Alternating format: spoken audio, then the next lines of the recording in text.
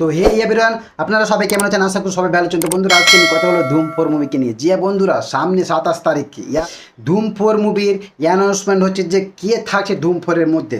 এ ব্যাপার নিয়ে ফ্যানদের মনে একটা কিউরিওসিটি জেগে আছে এবং সালমান খানের ফ্যান বলছে যে সালমান খান থাকবে ধুম 4 এর মুভির মধ্যে এবং শাহরুখ খানের ফ্যান বলছে যে শাহরুখ খান থাকছে ধুম 4 মুভির মধ্যে এবং আমির খান, অক্ষয় কুমারের ফ্যান বলছে যে অক্ষয় কুমার থাকছে ধুম 4 এর মধ্যে। আর প্রভাসের ফ্যানরাও বলছে যে প্রভাস থাকবে ধুম 4 মুভির ভিতরে।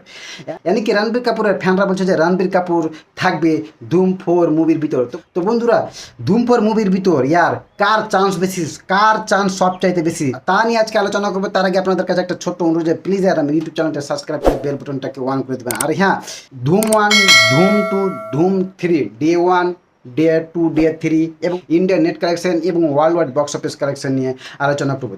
তো বন্ধুরা আদিত্য চোপড়া স্পাই ইউনিভার্সে পরেই হচ্ছে ধুম ফ্র্যাঞ্চাইজি। বন্ধুরা, আদিত্য চোপড়া স্পাই ইউনিভার্সে যেরকম বক্স অফিস কালেকশন করেছে একদম ফাটিয়ে ফেলে। ইন্ডিয়ার মধ্যে সবচেয়ে বড় প্রোডাকশন হচ্ছে আদিত্য চোপড়া এবং সেই আদিত্য চোপড়ার স্পাই ইউনিভার্স এবং ধুম 4 এই দুটো হচ্ছে সবচেয়ে বড়।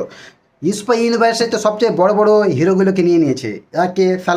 একে তো শাহরুখ খান, সালমান খান, ঋত্বিক রোশন, জুনিয়র এনটিআর, আরও বড় বড় হিরো আছে যারা স্পাই ইউনিভার্সের সঙ্গে যুক্ত হবে। কিন্তু আপনারা তো দেখে নিলেন যে কবির কীরকম বক্স অফিস কালেকশন করেছে, আপনারা দেখে নিলেন যে পাঠান কীরকম বক্স অফিস কালেকশন করেছে, কিন্তু একটু নিরাশ করেছে সালমান খানের টাইগার 3। বন্ধুরা, সালমান খানের টাইগার 3 যেভাবে বক্স অফিস কালেকশন করার কথা ছিল কিন্তু তারা সেইভাবে বক্স অফিস কালেকশন করতে পারেনি এবং আদিত্য চোপড়াকে সেটা একটু নিরাশ করেছি এবং এই জন্যই টাইগার ভার্সেস পাঠান এই মুভিটা ডিলে করা হয়ে গেছে।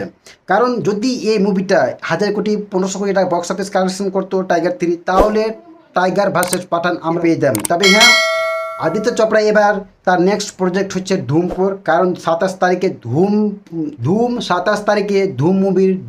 ধুম মুভি অ্যানাউন্সমেন্ট হয়ে গেছিল। এর জন্য 27 তারিখটা আদিত্য চোপড়ার কাছে সবচেয়ে লাকি। কারণ ধুম ফ্র্যাঞ্চাইজির যতগুলো মুভি আছে সবগুলো movie hit, super hit, world time blockbuster হয়েছে। বন্ধুরা, ধুম 4 মুভিটা অভিষেক বচ্চন এবং জোয়ান ইব্রাহিম 2004 সালে মুক্তি পায় এবং এই মুভিটা ডে 1-এ 1,75,00,000 টাকা বক্স অফিস কালেকশন করে এবং দ্বিতীয় দিনে 1,90,00,000 টাকা বক্স অফিস কালেকশন করে এবং টোটাল নেট কালেকশন করে 31,45,00,000 টাকা। বন্ধুরা, এবং world wide box office collection করে ধুম মুভিটায় 48,83,00,000 টাকা। বন্ধুরা, এবং এই মুভিটা এই মুভির বাজেট ছিল 11 কোটি। এবং তো বন্ধুরা, তারপরে আমরা দেখে নেব যে ঋত্বিক রোশন এবং অভিষেক বচ্চনের ধুম 2 মুভিটা ডে 1-এ বক্স অফিস কালেকশন কত কোটি টাকা করেছিল। তো বন্ধুরা, ডে 1-এ ধুম 2 মুভিটা বক্স অফিস কালেকশন করেছিল 5,77,00,000 টাকা এবং ডে 2-এ 6,02,00,000 টাকা।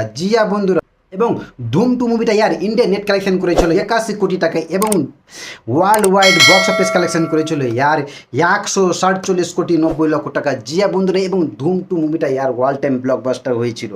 তো বন্ধুরা, ধুম 3 মুভিটা পুরোপুরি বক্স অফিস কাঁপিয়ে দিয়েছে।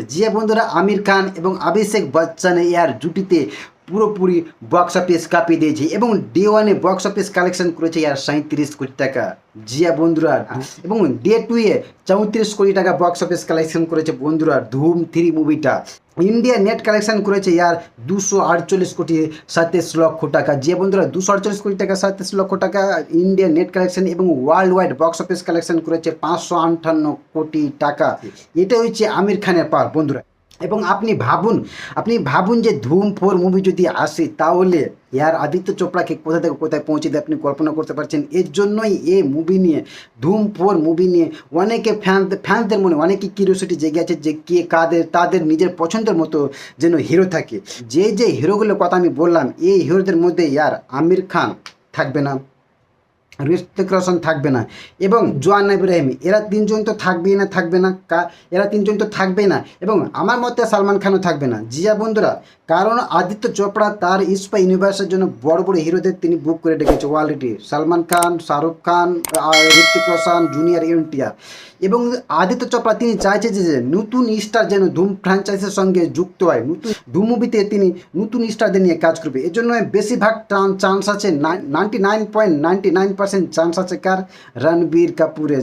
বন্ধুরা, অ্যানিম্যাল মুভি দেখার পরে রণবীর কাপুরকে মেন ভিলেন রূপে দেখানো হয়েছে এবং তার অপোজিটে যে কাকে কাকে হবে তা বলা যায় না। তবে হ্যাঁ, অক্ষয় কুমারের ফ্যানরা বলছে যে অক্ষয় কুমারের চান্স থাকতে পারে। তবে হ্যাঁ, অক্ষয় কুমারের এখন তার যে ইনস্টাগ্রাম আছে, দেখবেন যে তার একের পর এক back to back movie flop যাচ্ছে। সেই জায়গায় অক্ষয় কুমারকে কোনোদিন ভিলেন রূপে দেওয়া হবে না। তবে হ্যাঁ, যে অভিষেক বচ্চনের যে রোলটা আছে সেই রোলে তাকে নেওয়া যেতে পারে।